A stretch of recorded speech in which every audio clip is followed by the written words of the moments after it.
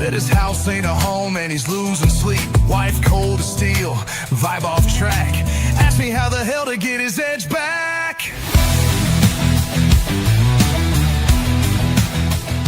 Hey, it's like I just saw you guys a second ago. If you guys are watching the replay, I just did a sponsored video right before this. So we got 2 this week, and I make sponsored videos for each person that purchases them, and I make it dedicated just for them. So the last one earlier was on Sadia Khan. Facebook. Always having problems on Facebook. I'll have to stream that to Facebook here right after this. So the last one I did was just a few minutes ago. That was on the Sadia Khan fiasco, and a brother wanted to hear my take on it, so we did a sponsored video for that one. By the way, if you guys ever want a video on any kind of topic, go ahead and do that by going to video.comeonmanpod.com. I prefer if you did it with legit questions about your dating or relationship life, but if you want me to do a red meat, video, whatever, I'll do it.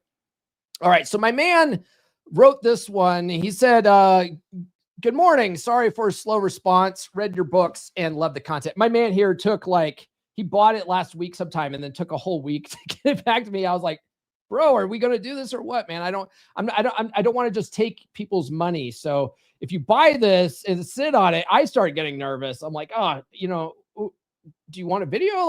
You bought it. Let me make a video for you, man.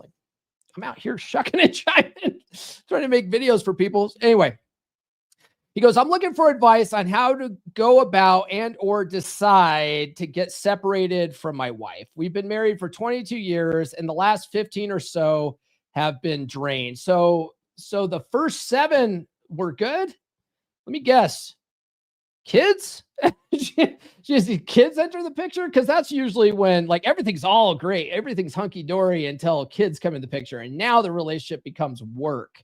And that's where conflicts come up.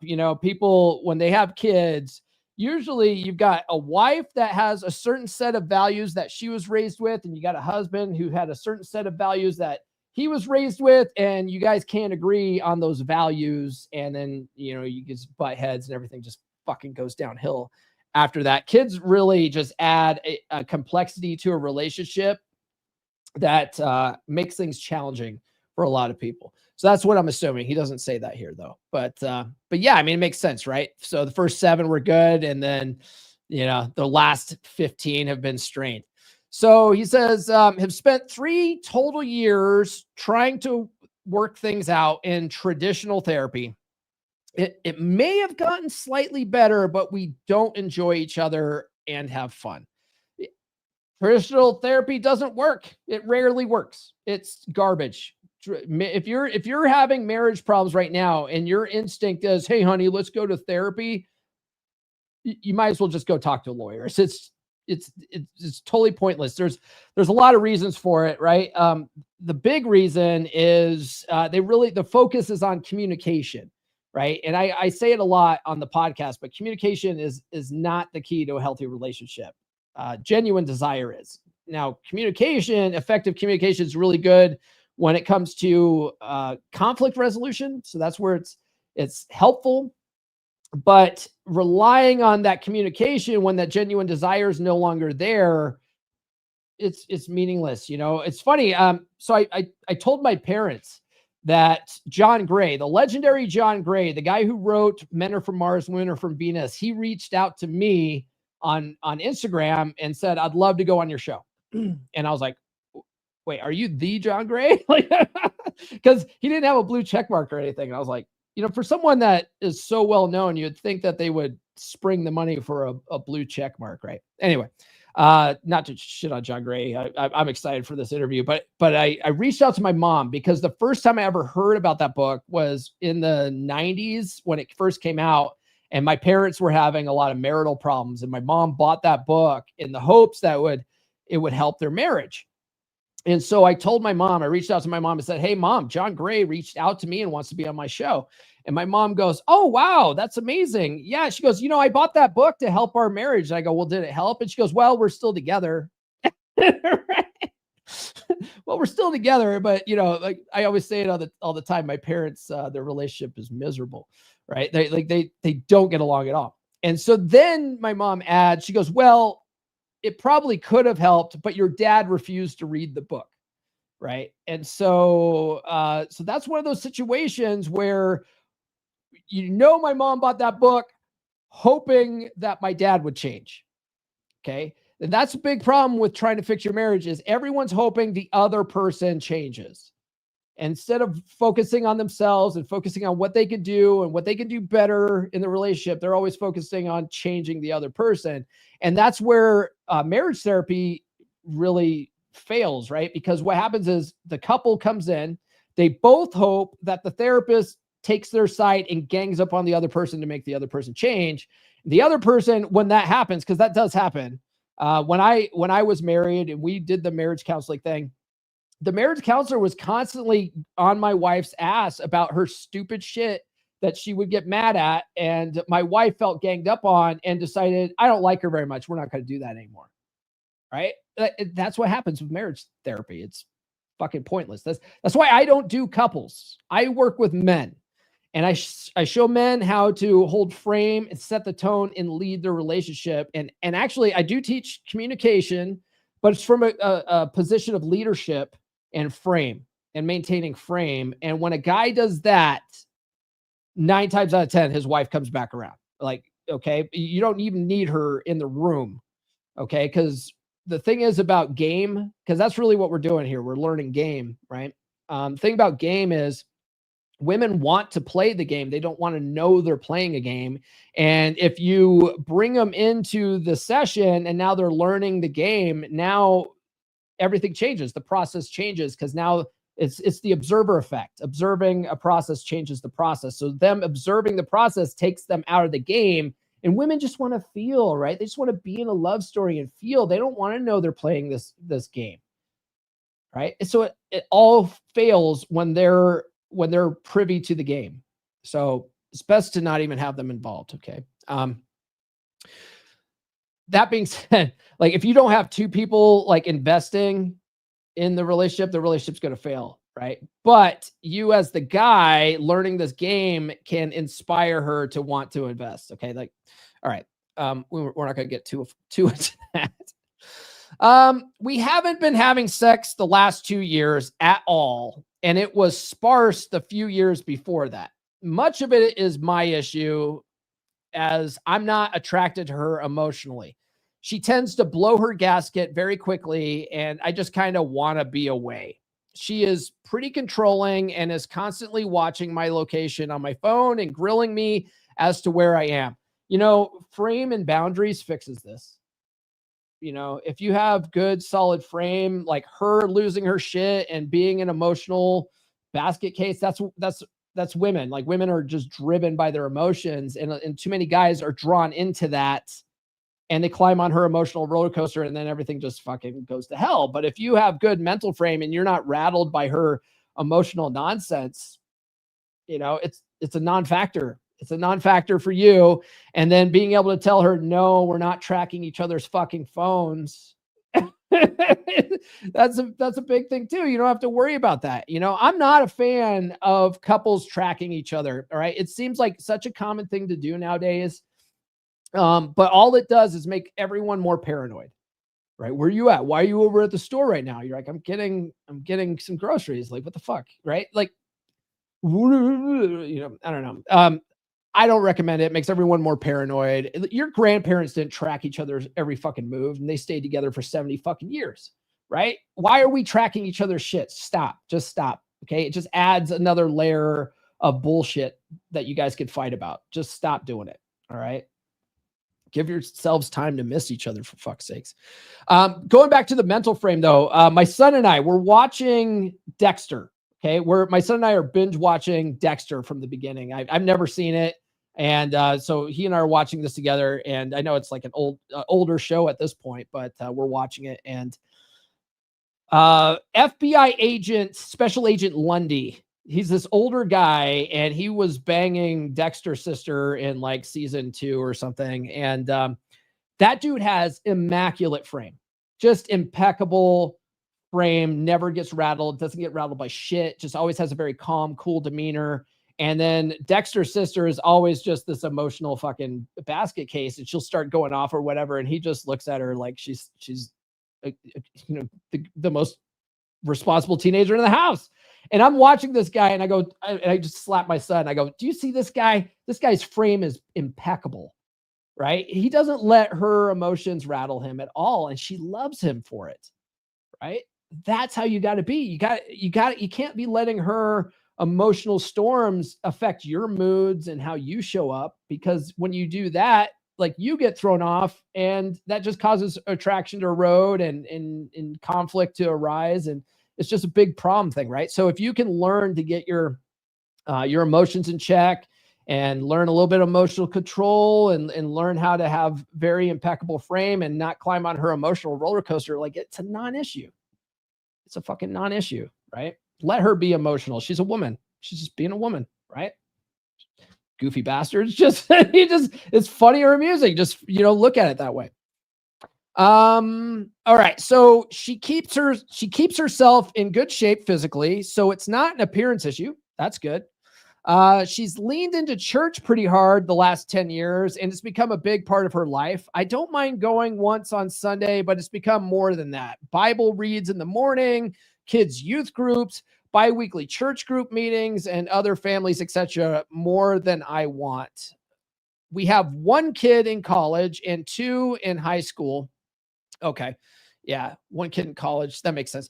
And two in high school, been mostly together for the kids.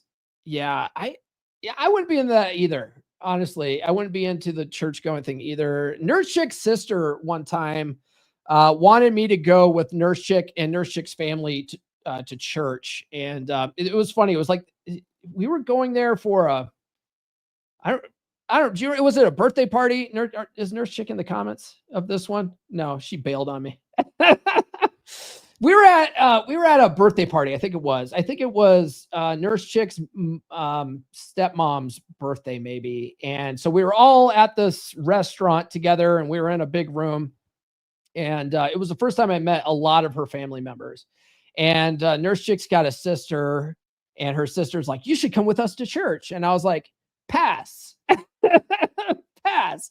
Right. And that's how I said it too. Like, I'm not like, like all nervous around people. I'm who I am. And I'm just like, pass.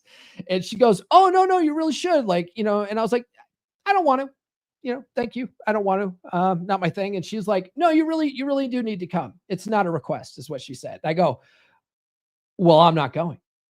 Right.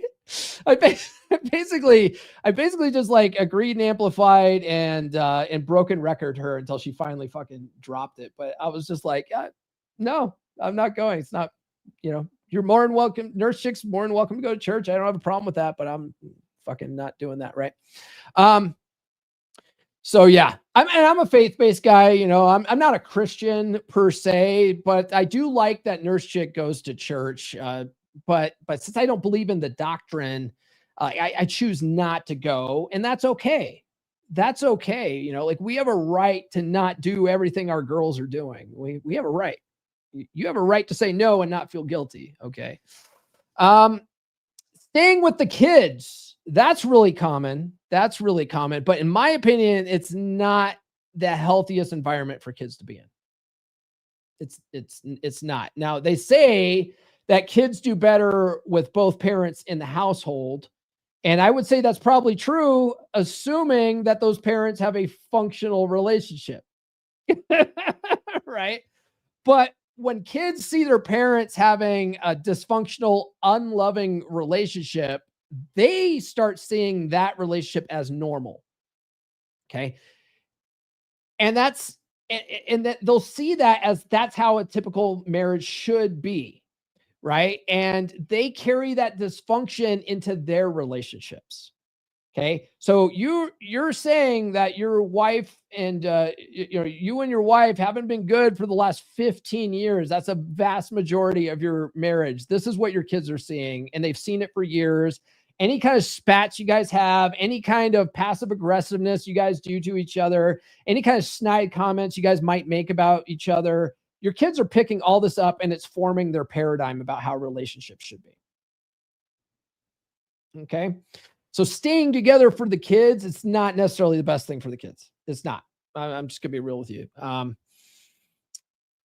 If you're unable to turn things around, then I often think it's better for the kids to see their parents in actual loving relationships. That's actually more healthy for the kids, in my opinion. Okay. But the catch 22 is that most people never work on themselves to develop the required relationship skills it takes to have those loving relationships, those healthy relationships. Most people never do the work on themselves. They always replace, right? She's the bitch. I'm not the problem. She's the problem. Let me just replace her and then everything's going to be fine. And they end up in the same relationship with another person just down the road, right? It's like you're kicking the can down the road. And it's because you never did the work on yourself and you just replaced, right?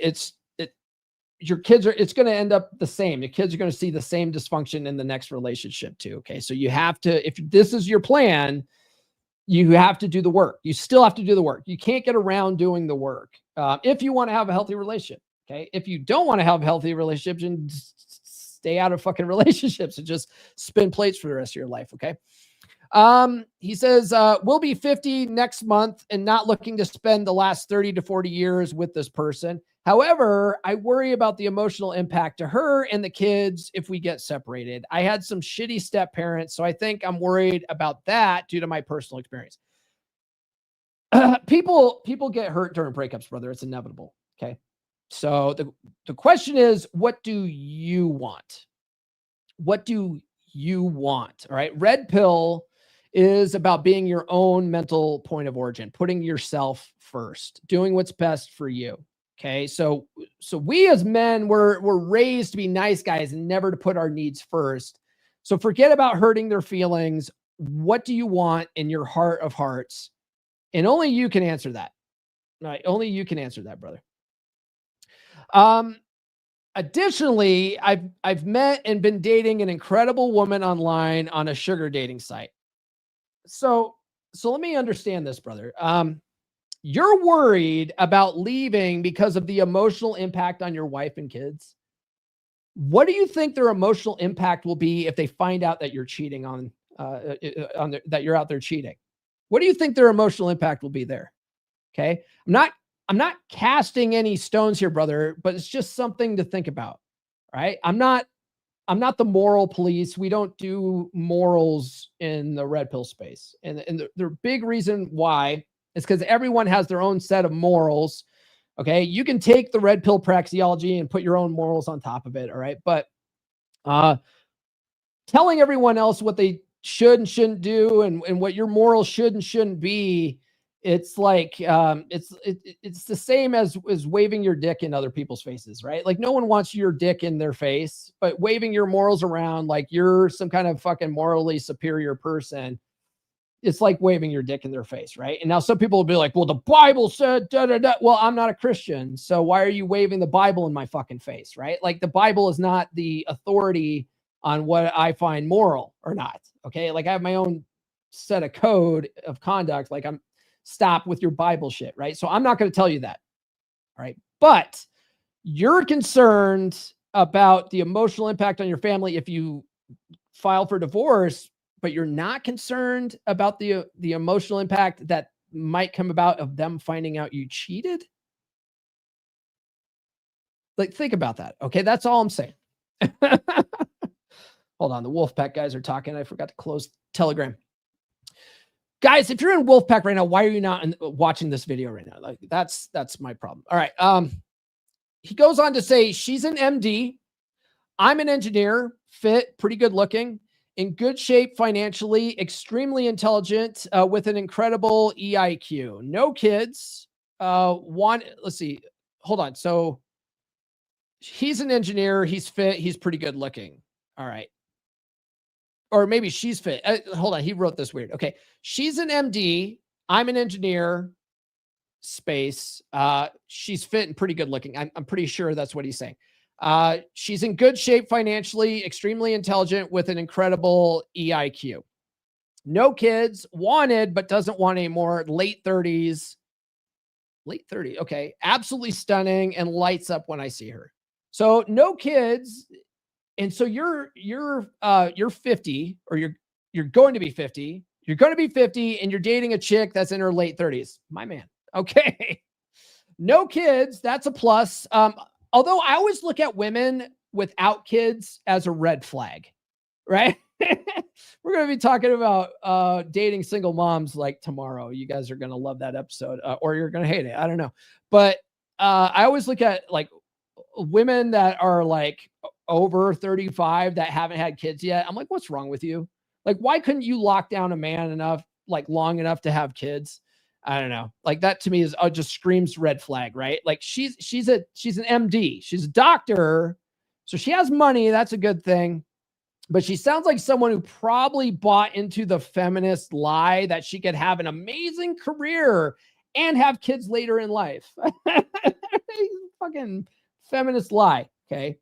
Hope you freeze your eggs. You'll be all right. Like, sounds like that ship sailed and she probably has some deep regrets about it, brother. That's all I'm saying. Okay. But good for you though. Good for you dating younger, man. Younger, hotter, tighter. That's always the go-to. It's been about a year, and what started as casual has turned into much more. She had kind of given up on traditional dating, too many losers, and wanted to try a different format.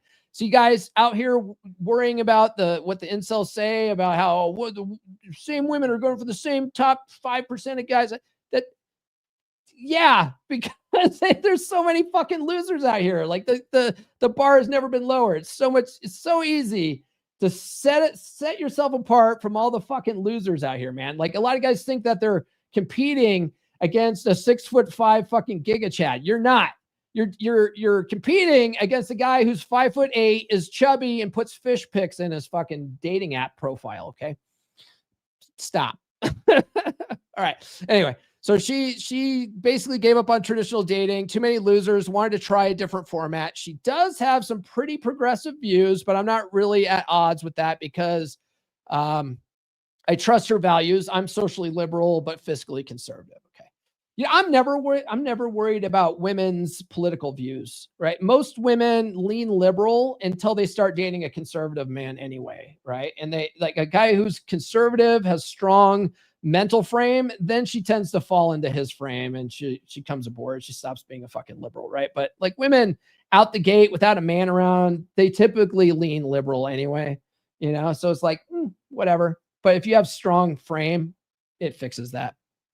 Frame fixes everything. So frame is fucking duct tape for the red pill. Okay. Oh, let's see here. Why are so many of these are my notes here. Let's see here. He says we both want to give a shot at life together. Of course, she doesn't want to feel pressure as the reason that I get separated, i.e., me being mad at her that I left family if things don't work out. I'm totally on board with that. That pressure would not be fair to her. Can't be her fault, right? I don't want to be it can't be my fault. Women not taking any accountability for being a home wrecker, right?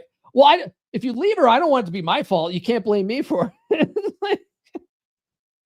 Anyway, that's funny. That'd be too much pressure. And yeah, I don't know, man. Do you think she'll respect you for leaving your wife for her?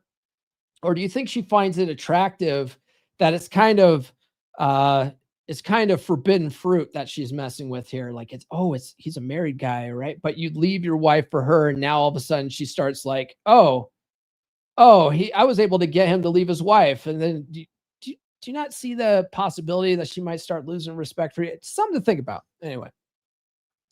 My question is, why are so many of you guys thinking about lives with these women, right? Like, I want a shot at a life with her. Like, why are you guys thinking about that? You guys are so attached to an outcome, right? You're so attached to an outcome that when it doesn't work out the way you want, like it crushes you, right? Like, you know, So I prefer, even though like things are great with Nurse Chick and I. We've been together going on 5 years now. Effortless relationship. We don't have any. We've never had a fight. Right. We've had a couple. I think there's been like 2 times in 5 years where we've had discussions about things, but they've never been a fight. They've always been very cordial and matter of fact, and and then we squash it, right? It's not even a spat. But I can't allow myself to future pace a life with Nurse Chick of like us in our 70s. I can't do it. I can't do it because I've done that so much in my past that I've set myself up for failure. And that's how you develop one-itis. And, and it's where you get so emotionally lost in the relationship that you can't objectively manage the relationship. And this is why I always say you want to stay lovingly detached in relationship so that you can always keep an eye on like her attraction level and be able to navigate the ship correctly, right? But if you are like, oh, she's my one and only, she's my soulmate, and I'm going to fucking spend the rest of my life with her, you get these fucking wife goggles on and you stop seeing things objectively, and you're not able to monitor like things that are possibly, I would say warning signs that things are going downhill, and you need to squash that before it gets out of hand. Right. So I would let that idea go. Okay. But a lot of you guys are fucking addicted to being married. Like you are rushing to get married right after you get divorced. Like you're already thinking about a life together with this chick before you've even left your current wife, bro. Why are you guys doing this stuff to yourselves? Okay. My uncle Johnny did that shit. After his divorce, I was young. I was like maybe in junior high, maybe even in elementary school. I was pretty young when he got divorced. And he got divorced and got married something like 7 months after his divorce was finalized. 7 months. Didn't even wait a whole fucking year before putting a fucking ring on it and marrying my second aunt, right? Luckily, I guess that worked out because he was with her until she passed away a couple of years ago from COVID. But I would recommend not rushing into that if you decide to get divorced, brother. Don't rush into that shit, right? Take a year or two. And I know you've been seeing this girl on the down low for a year now, but how well do you really know her? How well do you really know her at this point? Because you've been seeing her on the side, right? How well do you really know her in person? You haven't spent that much time with her. So I would recommend that you take at least a year or two at the very least to live separately and just date her for a while and really get to know her before fucking rushing to move in and having a life together with her and stuff like that, right? And I'll tell you what, putting a ring on it rarely makes the relationship better. It rarely does, if you read Ryan Stone's book, I think it was he says it in Dread, right? He said that like we have a 50% divorce rate. Of the people that stayed together, of the 50% that stayed together, only half of them even report having being satisfied in their marriage. That means it's a 75% failure rate. So putting a ring on it, thinking, oh yeah, I'm going to spend the rest of my life with this girl and stuff like that. It's like, come on, like it rarely makes the relationship better. And there's no benefit for men to get married. Okay. Think it would be good to travel alone and find a good partner if that doesn't work out. Well, get the word partner out of your vocabulary, brother. I've done tons of episodes on it. I'm not going to harp on that right now. I will say this though, Nurse Chick and I, we just went a couple of weekends ago. We went to the local corn festival, right? We have an annual Olathe corn festival, which I've never been to. I've been out here for 11 years now. Oh, 12 years now. Been out here for 12 years now. And they have the Olathe Corn Festival every year, and Olathe makes the best corn in the world. They grow Olathe sweet corn, best fucking corn you'll ever have, right? Corn on the cob, so fucking good. And so Nurse Chick and I, we had a cheat day because we're normally on keto. We can't eat corn, and so we decided to go to Corn Festival because I've never been, and Nurse Chick hasn't been since she was a kid. And so we went, and you can eat, they give you free corn on the cob as much as you can eat. Right. So Nurse Chick and I just mowed down on like 5 fucking cobs of corn and stuff. Right. And while we were there, Nurse Chick introduces me to a coworker that she ran into, this Australian chick. And I opened my big fat fucking mouth. Not that like it was a big deal, but I realized like after the fact I probably shouldn't have said anything. But the Australian chick comes up to me and Nurse Chick, and she goes, "Oh, is this your partner?" Like she says that to Nurse Chick, and Nurse Chick's like, "Yeah." And I go, "We don't like that term, partner, but yeah, I'm her boyfriend," is what I said. And she goes, "Oh, well, we say partner because we don't want to assume anything." And I'm like, "You're still assuming that we're together in some fashion, so you're still assuming, yeah." And why, if you were assuming that we were together, why wouldn't you assume that I was either her boyfriend or her husband? Right? Why can't you use those words? Right? Partner is this egalitarian fairy tale trying to make men and women the same. Like, stop, get the fucking word partner out of your mouth. Okay. You are not equal partners. You can say boyfriend and girlfriend, husband and wife, whatever the fuck, just stop saying partner. Okay. Unless you're a homosexual or a lesbian. Okay. Then by all means, enjoy the term partner because you guys are equal, right? But when men and women, we're not equal. So stop that shit. Stop. Get the word partner out of your vocabulary. I've been on work from home the last couple of years, but I am being forced back in the office in October. This forces the issue as we normally see each other during the work week. So when you work from home, it made it easier to sneak out and get some strange. But now that you have to go back to the office, it's going to be difficult to see each other. So that's the real reason why this is coming up. Okay. All right. Fair enough. Sorry so long, but think it's important to have the whole background. What advice do you have about making the decision to separate or not? Wife is a good mother, hard worker. We're just not a fit. So here's what I'll say to all that. You pulled the trigger to get married. You've had kids together and spent 22 years together. And yeah, you tried counseling and it was ineffective, but you didn't know any better. Okay, fair. You found my content, which is way more effective than blue-pilled marriage counseling. Normally, my advice is you might as well at least try to make your marriage work with this new information. Okay. That's what I would say. You might as well at least try. I mean, if you weren't going to try to make it work, why get married in the first place? Right. Now, I realize that you did spend like 3 years doing traditional counseling and stuff like that. So you have tried. So kudos for you for trying the blue pill method. All right. But now you have this new information. You could try one more time, right? Give it at least another 6 months to a year. But, and on top of that, right, not to mention the outrageous cost of divorce with legal fees, child support, alimony, opportunity costs. I've done a whole podcast on the cost of divorce. And for someone, especially you being an engineer, you're looking at hundreds of thousands of dollars, right, of costs over time with alimony, legal fees, custody battles, all this kind of shit, right? You're looking at a shitload of money. You know, and the best part about working on this stuff is that I teach is that it makes you a more attractive man in general, right? So even if it doesn't work out with your wife, you're better prepared for your next relationship, which you're already in, right? So it's a win, it's a win-win.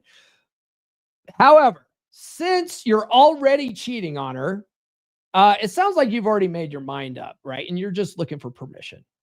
Do I have that right? You've already made your mind up. The clock's ticking because you have to go back to the office in October, and you're looking for permission. That's what I'm thinking, right? He says, I would want to minimize any damage to her and the kids. Brother, I'm going to be real with you, right? Like not cheating would have minimized the damage to her and the kids. Okay. Think about it. If you would have just split because you're not a good fit, that would have been the minimal blow possible. The minimal blow possible. Now you're going to split and immediately be in another relationship. That ship sailed, brother. That ship sailed. Okay. You trying to minimize damage to her and the kids, ship sailed, bro. All right. Especially if you keep things going with the new doctor chick. Okay. Any advice on how to protect yourself financially in advance? One, I mean, before you get married, get a prenup. That would be the best thing, right? And then put all your assets in a trust. That would have been the best thing. Okay. But that would often, for a lot of guys, require hindsight and going back in time and changing fucking past with a time machine, because most guys don't think about that shit, right? Most guys are like, oh, I don't have any money now. Why should I get a prenup? Like, I can't take anything from me if I don't have it. The thing is that you acquire stuff over time in a marriage, and you might not be super valuable in the beginning, but women smell potential, man. They can smell potential like sharks smell blood. And so they'll hitch their wagon to you when you have nothing in your 20s. And then when you spend, 10, 15, 20 years with these chicks, like, now you've acquired something. You've developed a career. You actually made a name for yourself. You start socking money away. You start having retirement shit. Now you're valuable. And now when you leave, you owe them a bunch of shit. And you thought in the beginning you didn't have anything, so you didn't do your due diligence and get a prenup and stuff like that. That's what. No. So doing that kind of stuff after the fact, you're fucked. But I will say this here. What does he say? So any advice, protect yourself financially in advance. Been almost 30 years and I want to retire by 55. Don't want to be grinding for the man and delaying retirement to pay alimony for 15 years. She's a physical therapist, so has the means to make her own living. Like, I don't know what state you live in, brother. Different states have different laws for this stuff. But if you were here in Colorado, where I am, and I don't know if the laws have changed since I got divorced, but when I got divorced, this information is based on when I got divorced. Why, you have to talk to an attorney for this sort of thing, right? But if she was here in Colorado, she would be entitled to half your retirement savings. So if you have a 401k and IRA, all that stuff, she's entitled to half that shit. So at 50, you're fucked. Okay, you're fucked. She's entitled to half that shit. And assuming your wife makes less than you, she'll still be entitled to alimony for half the term of the marriage, unless the only way out of it in Colorado, because we're a formula state, the only way out of it is if she doesn't want your money. Like, she's so pissed and disgusted by you, and she's like, fuck you, I'm a strong, independent woman. I don't want your money. That's the only way out of it. And most women, once they get an attorney in their ear talking about all the cash and prizes they're entitled to, they stop being so fucking strong and independent, and they start getting their bag, right? So she's entitled to half unless you can negotiate down, which is what I had to do with my now ex-wife, because she was entitled to 7 years of alimony. We were able to negotiate down to 5, and the first 2 were the maximum amount, and then it was stepped down the last 3. And then she had a fiance that entire time, and she waited until the very last minute to get married because she didn't want to get rid of that cash cow, because that's how women act when they go through a divorce. All of a sudden they become the most vindictive person you've ever seen in your fucking life. Like, you don't truly know a woman until you're sitting across from her in court. Okay. Because a lot of guys think, oh, well, my wife would never do that. She's not that kind of person. She becomes that person when she has a lawyer in her ear and she realizes all the fucking cash and prizes and the pain she can inflict on you for the pain that she feels for you not only ending the marriage, but stepping out on her and whatever, right? Like, she's going to feel all this pain and want to be as vindictive as possible. That's just human nature, right? Let's see here. Her being able to make her own money would be taken into consideration, but would only lessen the amount you had to pay, right? It wouldn't negate it completely unless you both made essentially the same amount of money, because that's how the formula works, right? So if you made equal money, then basically the court would say it's a wash, right? But if you make more than her, the court will take her money into consideration, but there's still a gap there, and they will impute something, right? Like, they'll make you pay something, especially if she's demanding it. Let's see here. So your kids, you have 1 kid in college and you have 2 in high school. In Colorado, you have to pay child support for the kids until they're 19. So all the way through their 18th birthday, you have to pay child support. So the kids that you have in high school, if they're under 18, you're probably gonna have to pay child support for them too. Okay, so be prepared for that. Parenting time matters. So if you can get 50-50 custody, that will reduce the amount that you have to pay in child support, but it won't remove it completely. You'll still have to pay her something. Okay. And then if you didn't have, let's see here, what else do we got here? Let's see here. Go talk to an attorney. Go talk to an attorney, tell him or her what you want, and let them walk back what's possible in your state. Okay. So don't let them give you some boilerplate, in and out fucking divorce paperwork. Just tell them, this is how I see things. Let me know what's possible and what's not. And let them walk back what's actually possible in your state based on the laws. Okay. Because one of the things, like, I went to my attorney and it was like, I do not want to pay alimony. I don't care how much it costs. Right. Like and he was like, it's out of my hands. They have a formula. The best thing we can do is negotiate down. Right. And so my attorney was pretty slick with that, but, and he did pretty good getting it negotiated down, but you're not going to get out unscathed. Right. If you didn't have a prenup or your assets protected by a trust, you're going to have to pay. You're most likely going to have to pay. All right. And at 50, that's going to eat into your retirement. I think you retiring at 55 is probably not going to happen if you file for divorce now to get with this new chick, because your company is making you go back to work. You know what I mean?